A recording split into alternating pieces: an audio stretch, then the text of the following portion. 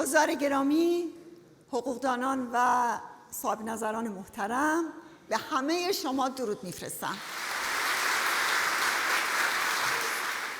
کنفرانس امروز به موضوع حقوق بشر سنگسار شده مردم ایران اختصاص دارد.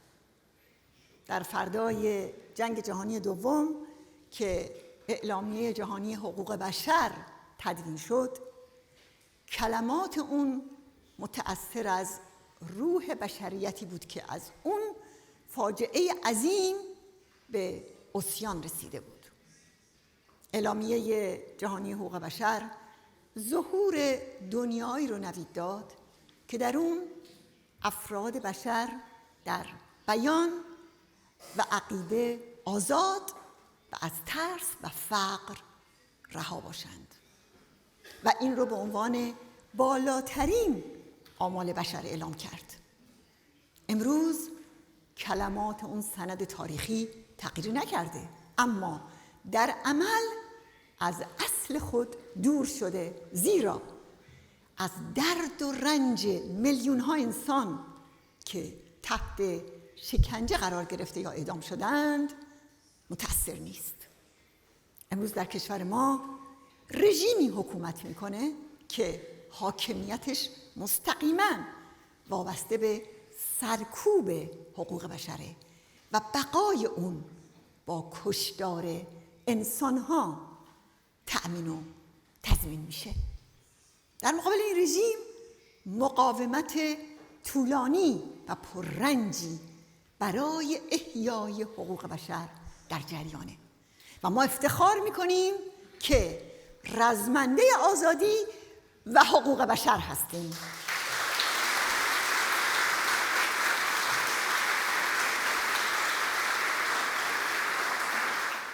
در 1 ماه گذشته رژیم ولایت فقیه در دولت جدیدش دست کم 126 زندانی رو در شهرهای مختلف به دار آویخته. این بخشی از موج اعدام‌ها در سال جاریه که آخوندها در ارتکاب اون دست باز دارند. این جنایت‌ها بازتاب ترس رژیم از یک جامعه شورشی و آماده قیامه. اما این فقط داستان امروز نیست. سال گذشته 864 نفر اعدام شدند.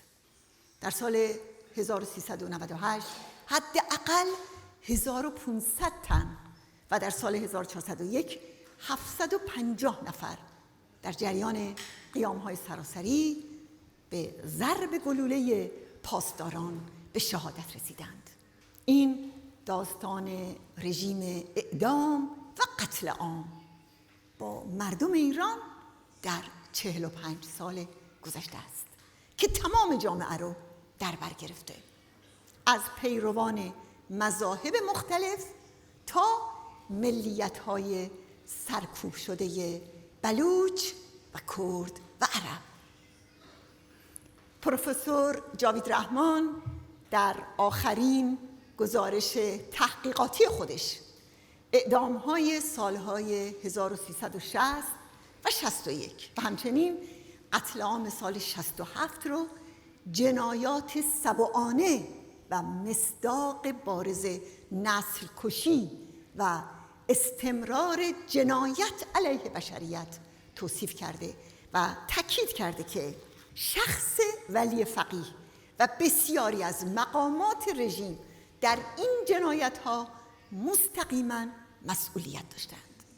واقعیت اینه که تا امروز کوهی از مدارک و شواهد درباره اختناق و سرکوب در ایران منتشر شده، از جمله کتاب فهرست 20,000 تن از شهدای این مقاومت، کتاب اسامی بیش از 5,000 مجاهد قتل عام شده در سال 67، مجموعه گردآوری شده درباره قتل عام در زندان‌های شهرستان‌های ایران، شهادت‌ها و خاطرات زندانیان سیاسی، انتشار 10 گزارش درباره نقض حقوق بشر توسط گزارشگران ویژه ملل متحد هزاران کلیپ که سرکوب و کشتار معترضان رو ثبت کرده، انبوه گزارش‌ها درباره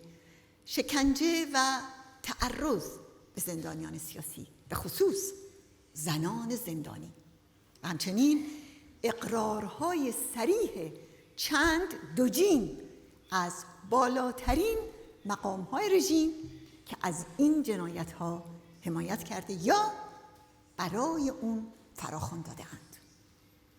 کثرت این مدارک به راستی حیرت آوره. سازمان ملل تا امروز 70 قطعنامه درباره نقض حقوق بشر توسط آخوندها تصویب کرده، اما متاسفانه این سازمان و ارگانهای زیربط اون و کشورهای عضو به الزامهای واقعی همین قطعنامه‌ها پایبند نبودند و واکنشی ندارند، الا بیانیه‌های کلیشه اون هم در پاره موارد که رژیم رو مطمئن میکنه با هیچ مانع بین المللی مواجه نیست. در مواردی هم که دادگاه‌های کشورهای غرب عوامل قتل عام و تروریسم رژیم رو بر اساس قوانین کشوری یا بر اساس صلاحیت جهانی محکوم کردند، متاسفانه دولت‌ها جلادان و تروریست‌ها رو از زندان‌های کشورشون آزاد کردند و نزد رژیم فرستادند. نمونه‌های اون رو امسال ما در سوئد و سال قبل در بلژیک دیدیم. راستی آیا این به سخره گرفتن قانون و دموکراسی و عدالت نیست؟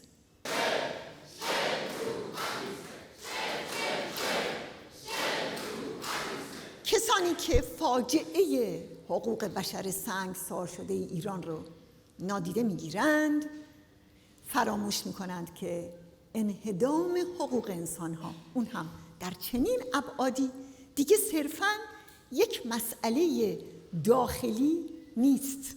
این بخشی از جنگ وحشیانه آخوندها برای بقای اونهاست که در جنگ افروزی در خاورمیانه و در تروریسم در سراسر جهان امتداد پیدا میکنه. اگر این رژیم و سردمدارانش به خاطر جنایاتشون در داخل ایران مسئولیت نداشتند، هرگز قادر نبودند در این ابعاد عراق و سوریه و یمن و لبنان رو به خاک و خون بکشند و یا این جنگ ویرانگر رو از مهر ماه گذشته در منطقه به راه بندازند. دوستان گرامی، یکی از هولناکترین پرونده های نقض حقوق بشر توسط حاکمان ایران قتل عام 30,000 زندانی سیاسی در سال 67. 90% از اون سربداران رو زنان و مردان مجاهد شامل می شدند. قتل عام از مجاهدین آغاز شد، اما در گسترش خودش مبارزان کرد و همچنین زندانیان مارکسیست رو در بر گرفت. تو این کتاب که شما اینجا می‌بینید اسامی بیش از 5,000 مجاهد قتل عام شده ثبت شده.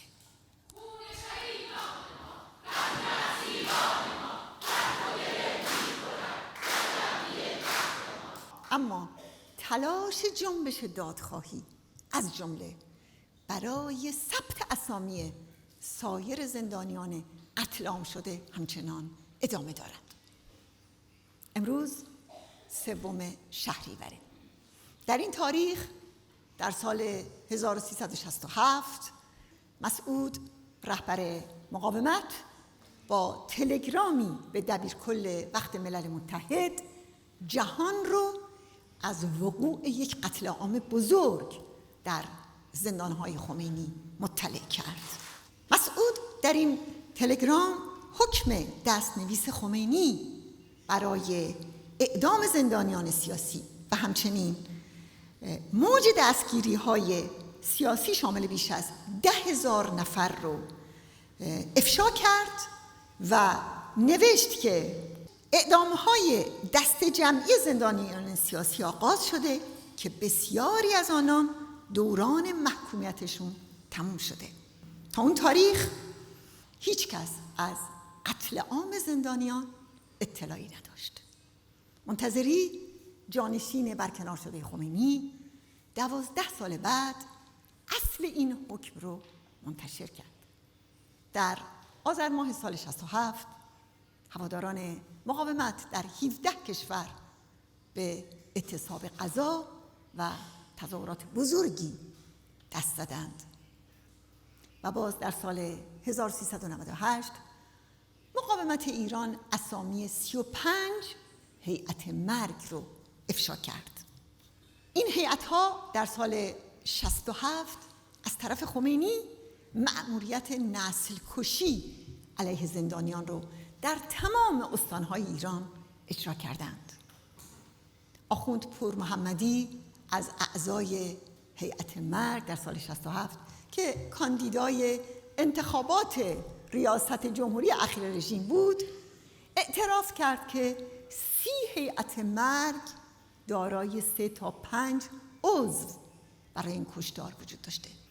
بر اساس شهادت صدها نفر از زندانیان سابق، هیئت‌های مزبور به دنبال اون بودن که مطابق حکم خمینی کسانی رو که در زندان‌های سراسر کشور بر سر موضع خود پافشاری می‌کنند شناسایی و به حلقه دار بسپرند. راهنمای اونها جملاتی از حکم خمینی بود که نوشت: رحم بر محاربین ساده اندیشی است.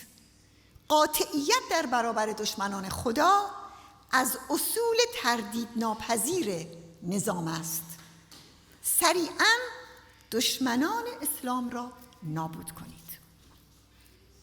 این حکم وحشتناک رویه تغییر ناپذیر حکومت خمینی و خامنه‌ای نسبت به نسل در نسل مجاهدین بوده و هست و به صورت قانون در اومده.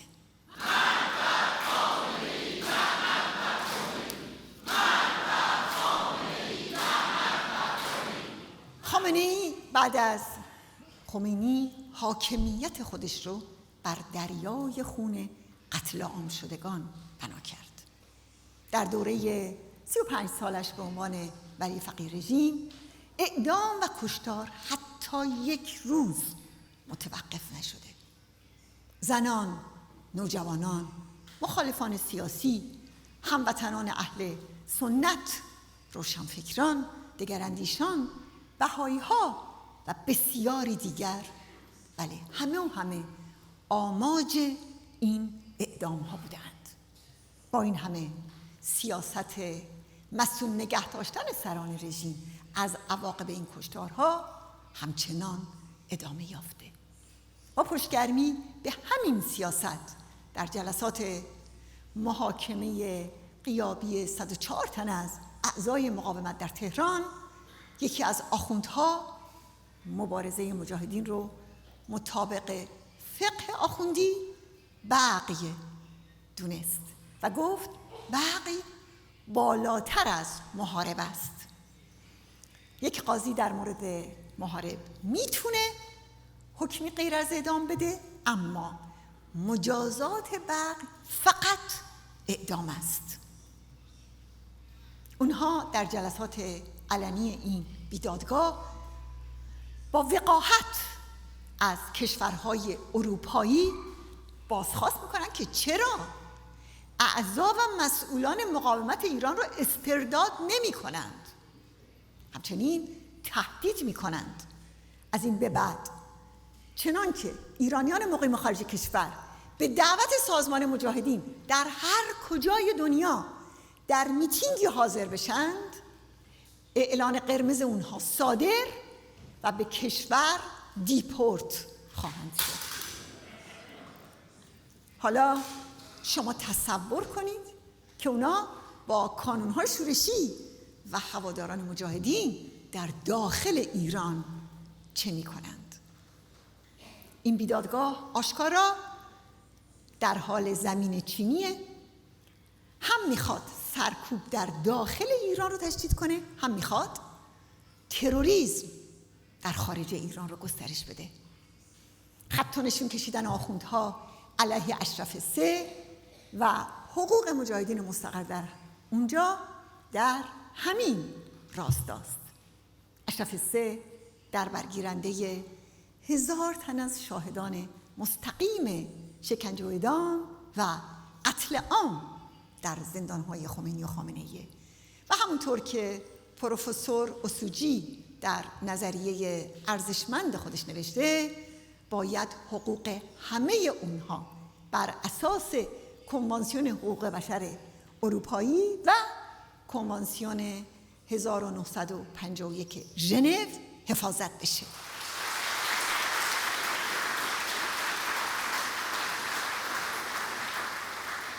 در برابر جنایت‌های وحشیانه در دهه سالهای 60 جامعه جهانی و ملل متحد سالها سکوت کردند.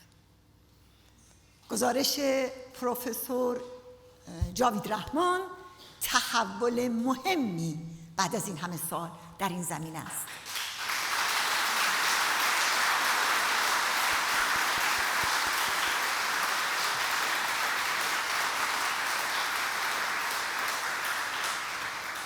اون شایسته ترین فرد در این جایگاهی که بهترین توصیف از جنایت سبعانه رژیم رو به عنوان جنایت علیه بشریت و نسل کشی علیه مردم ایران به عمل آورده و اون رو در سازمان ملل به ثبت داده.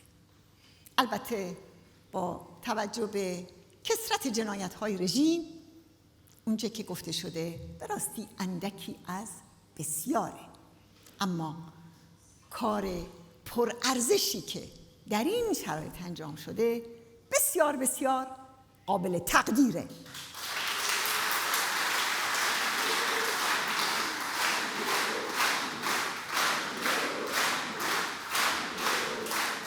از طرفی محدودیت‌ها و موانع بر سر راه گزارشگران بسیار شناخته شده است.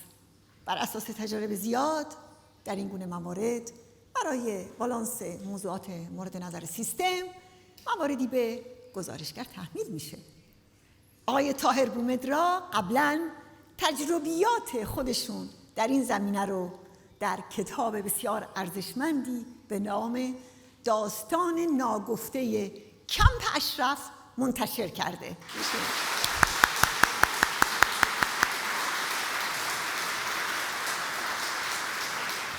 اما لازم میدونم که در این کنفرانس به حقیقت مهمی گواهی بدم. این حقیقت روی کرده بی‌طرفانه آقای جاوید رحمان در مقام گزارشگر ویژه حقوق بشر ایران در ملل متحده. ایشون با دقت عمل همه جانبه هر فاکتی رو از زیر ذره‌بین رد کرده تا از صحت اون اطمینان حاصل کنه. این رو هم اضافه کنم که برخلاف تبلیغات رژیم ما توی 6 سال حتی یک دیدار با ایشون نداشتیم. حضار گرامی، زمان آن است که به سکوت و بیعملی نسبت به فاجعه نقض حقوق بشر در ایران پایان داده بشه. بر دولت‌ها و سازمان ملل است که با ادامه تحقیقات جنایی، حکم دستگیری و تعقیب سران رژیم به دلیل ارتکاب جنایت‌های سبعانه در دستور کار قرار بگیره.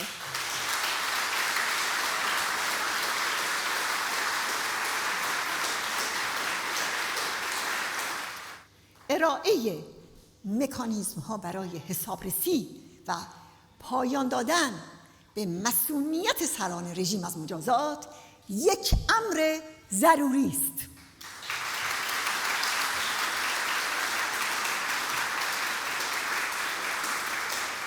رو در روی رژیم اعدام و قتل عام در همینجا مجدداً همه رو به گسترش کارزار نه به اعدام فرا می‌خوانم.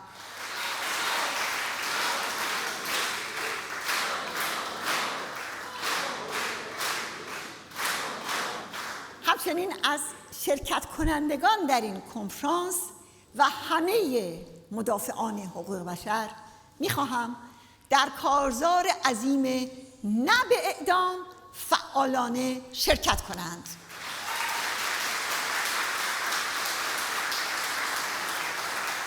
و همچنان که میدانید از 30 هفته پیش در سه‌شنبه‌های هر هفته زندانیان سیاسی در تعداد زیادی از زندان‌های خامنه‌ای در سراسر ایران در مخالفت و اعتراض به اعدام‌ها اعتصاب غذا می‌کنند. به همه اونها درود می‌فرستیم. بله، مبارزه برای سرنگونی رژیم آخوندی حق مردم ایران است. از مقاومت و اعتراض پرستاران، کارگران، معلمان و بازنشستگان که هر روز فریادشان بلند است تا زنان و دخترانی که با شلیک پاسداران نابینا و یا معلول میشوند. بر همه دولت‌ها و مجامع بین المللی است که حق مردم ایران برای به زیر کشیدن رژیم آخوندی را به رسمیت بشناسند.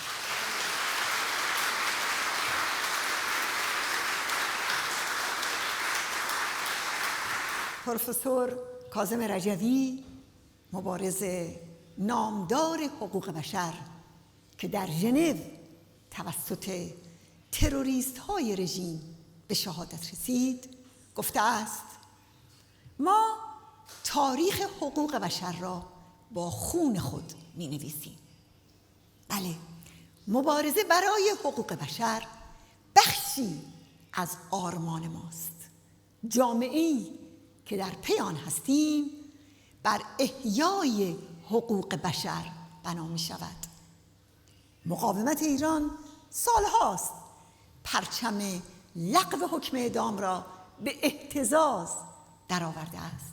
ما برای یک ایران بدون شکنجه و سرکوب و عاری از ظلم و نابرابری به پا خاسته ایم.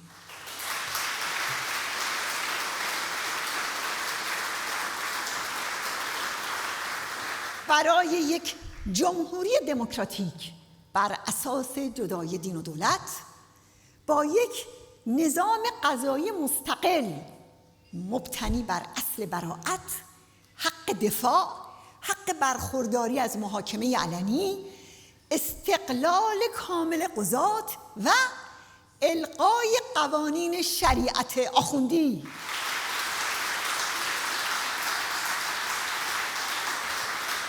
راه و رسم ما بردباری و انسانیت است.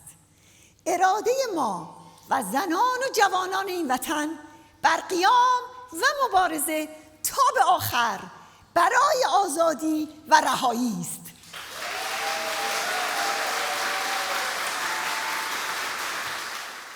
مردم ایران آزاد می‌شوند. درود بر همه شما.